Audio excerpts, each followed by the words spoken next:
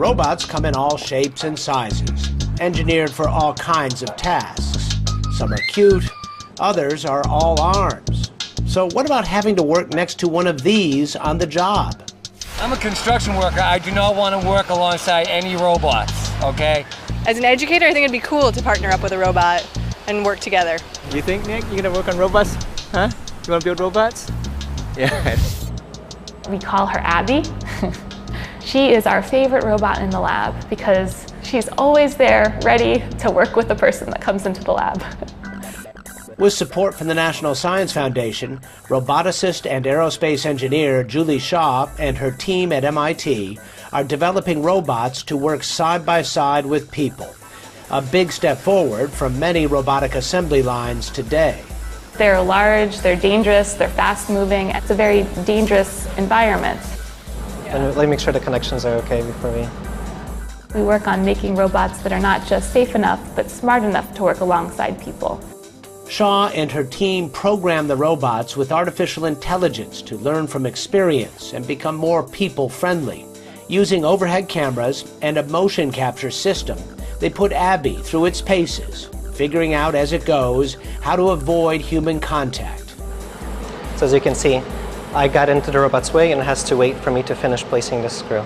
We have a very accurate picture of where the person is in the space, and the robot can use that in its decision making to decide what task it does next and how it moves through the space. We design very fast algorithms that are able to take this real-time information and adapt the robot's motion plan.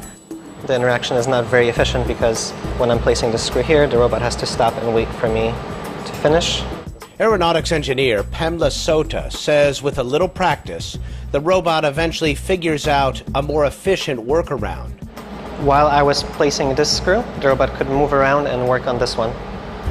If you and I were working together on a task, we would start out sort of slow, and then we'd fall into a rhythm, and then we would be able to do it with our eyes closed. We want robots to be able to learn from that experience the way people learn from it. We want anybody to be able to come in and teach a robot the way I would teach another person.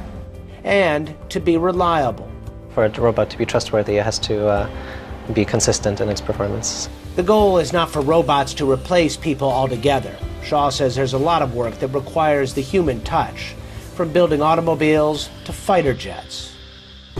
But skilled workers could benefit from robot colleagues working with them to handle more tedious or dangerous tasks.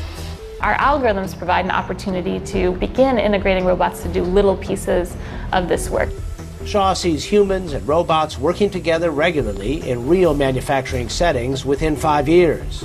Sometimes we can all use a helping hand. For Science Nation, I'm Miles O'Brien.